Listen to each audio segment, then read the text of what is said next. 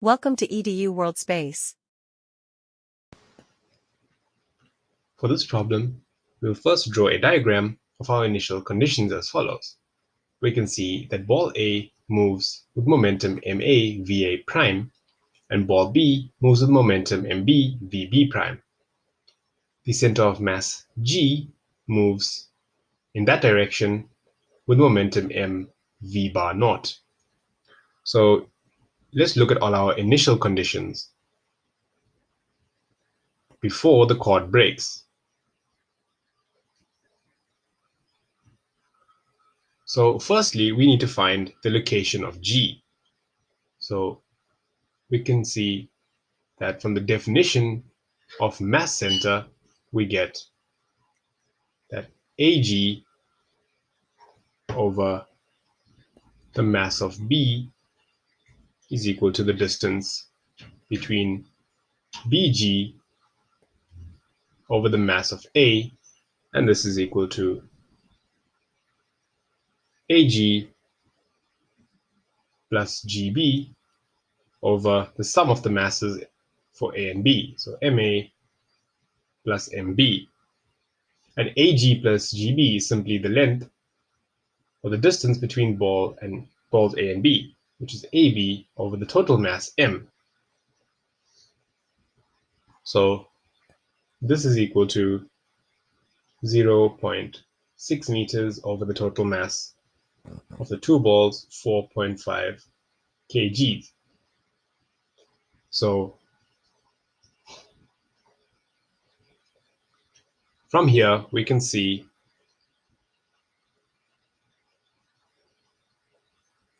that AG is equal to 1.5 into 0.6 over 4.5, and this is 0.2 meters. And the distance from B to the center of mass G is equal to 0.4 meters. And hence we get the total distance of 0.6 meters. So now we have the location of G. I'm going to use this later. Next, we'll look at the linear momentum of the system. So before the cord breaks, what is the linear momentum? We'll call it L naught. The initial linear momentum is equal to the mass of the system times the velocity of its center, v naught. And this is equal to 4.5 kgs, total mass of the system, into 1.2i plus 0.96 j for v naught. And if we perform the scalar multiplication, we get this to be 5.4 I plus 4.32 j. So we've broken it up into its basis form, the I and j basis. So that being the linear momentum, we now look at the angular momentum. But firstly, we look at the angular momentum about G, about the center of mass. So the angular momentum about G is described by Hg, and we'll call it naught for the initial conditions. And this is vector Ga cross with the momentum of A, ma va prime. Remember, r cross p is our angular momentum. And we also have a contribution from ball B. So that's vector Gb cross with mb vb. So that's our angular momentum about the mass center G, point G. So if we conduct this cross product and sum, we get 0.2 into 3 kg multiplied by 0.2 times 10 radians per second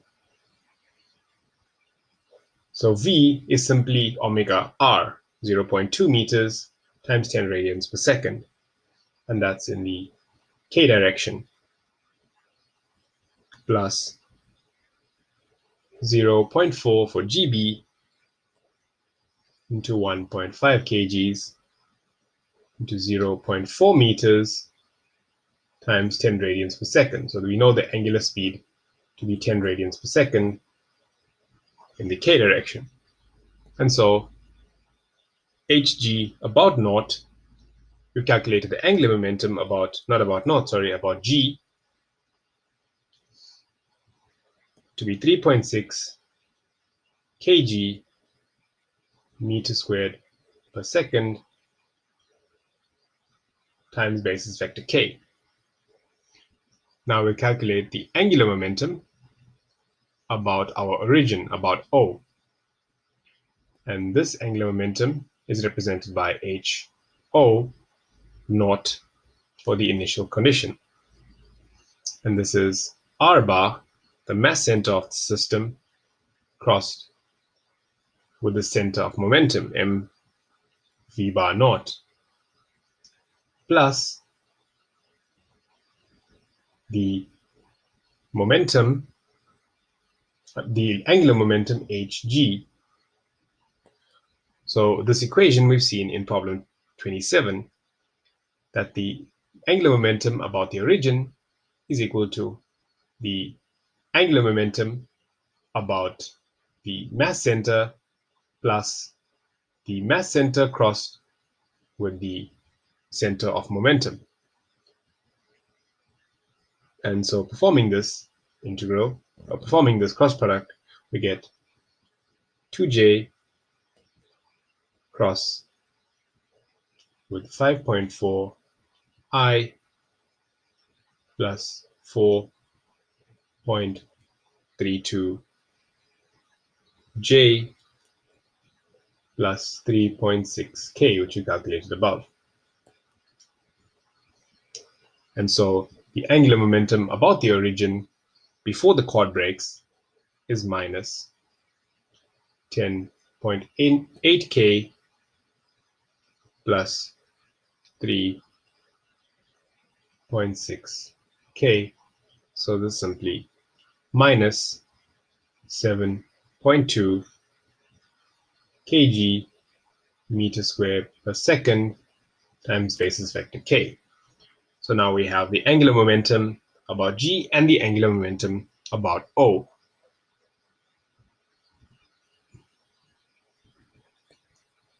Now, one more thing we'll do is calculate the kinetic energy.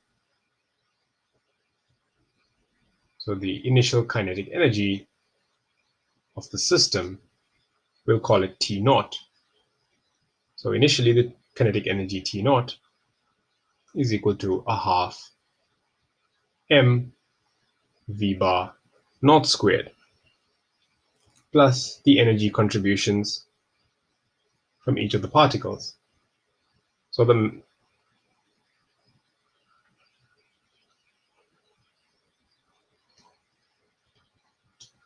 m a half mvi squared.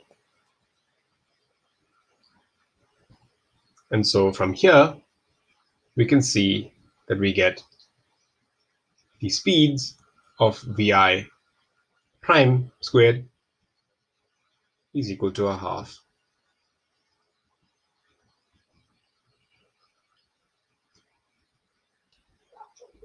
and so we can solve for T naught directly, the initial kinetic energy. We substitute our values in here, we get a half into 4.5 multiplied by 1.2 squared plus 0.96 squared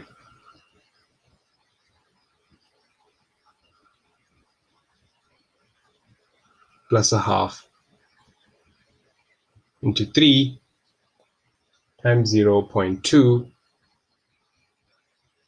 times 10, so 0.2 meters times 10 radians per second, which gives us V squared plus our final contribution from ball B.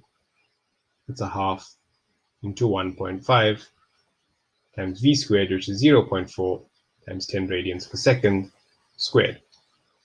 Hence, we get the initial kinetic energy of the system to be 5.3136 plus 6 plus 12. And this works out to 23.314 joules. So that's the initial kinetic energy of the system. Now, after the quad breaks, we have the following scenario. A and B move off separately. A moves off with momentum ma times Va. B moves off with momentum mb Vb and intersects the x-axis at point B is equal to 7.5 meters from the origin. So we need to calculate Va, Vb, as well as the distance A, which is the distance from the x-axis that A lies. So now that we've seen the initial conditions, we can work with both the initial and the final conditions and use the conservation of linear momentum. The conservation of linear momentum tells us the linear momentum initially is equal to the linear momentum now.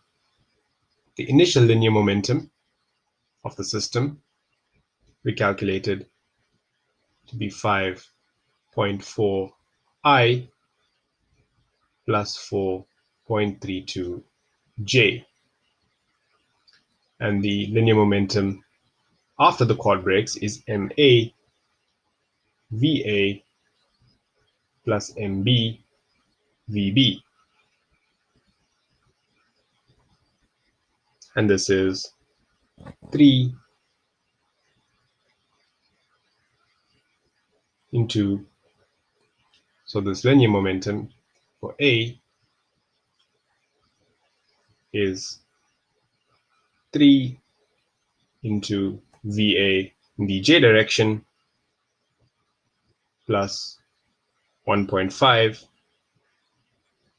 into VB Z in the I direction plus VB Y in the J direction. Not VBZ, VBX in the I direction. So the X component of VB in the I direction plus the Y component of VB in the J direction gives us vector VB. So if we equate coefficients first of I, the X components, we get that 5.4 is equal to 1.5 VBX. So we can actually find the X component of VBX to be 3.6 meters per second. Equating J components of the above equation, we get 4.32 is equal to 3 VA plus 1.5 VBY. So here we have one equation with two unknowns. So we can rewrite this equation as VBY is equal to 2.88 minus 2 VA.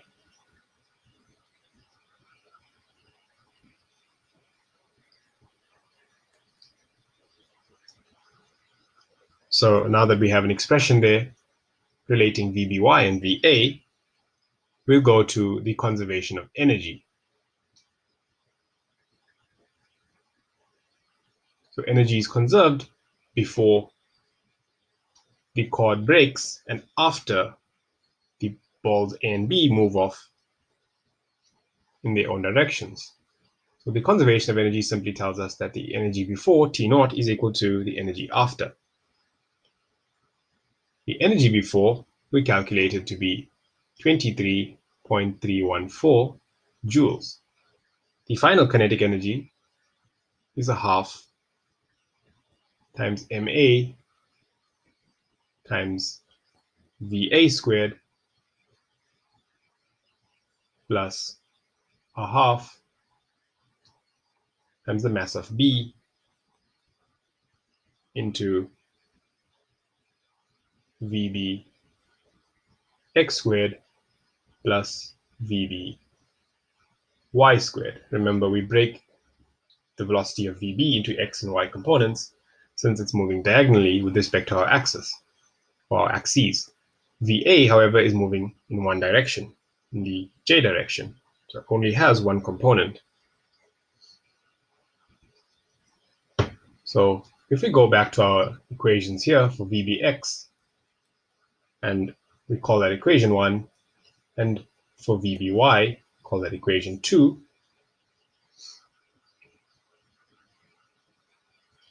and substitute those expressions for Vbx and Vby into this equation,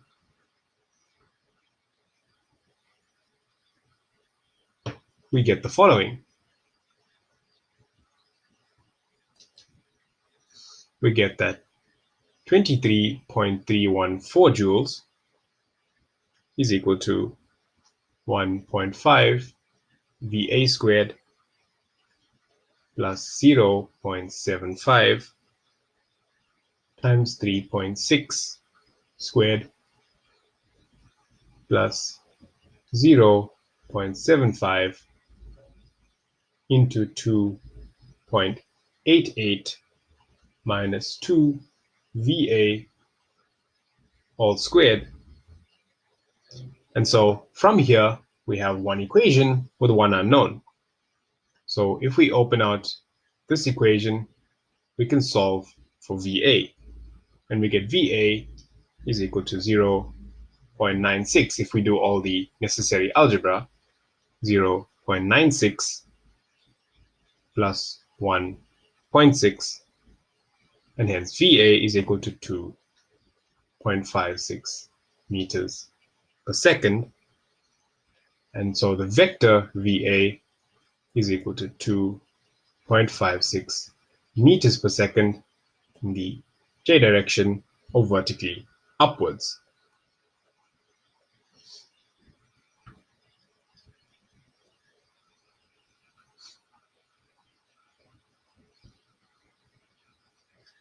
And again, if we go back to equations 1 and 2, we have Va now. So we know Vbx is 3.6 meters per second, the x component of Vb. We also know that Vby is related to Va, which we just calculated. So we can calculate Vby. That's 2.88 minus 2 into Va, which is 2.56, and we get minus 2.24 meters per second. Therefore, vector Vb, which is the velocity of B after the cable breaks or the cord breaks, is equal to 3.6i minus 2.24 j in basis vector notation. And this is equal to a magnitude of 4.24 meters per second at an angle of 31.9 degrees below the positive x-axis. Finally, we wish to calculate point A, and we can do this by using the conservation of angular momentum about point O.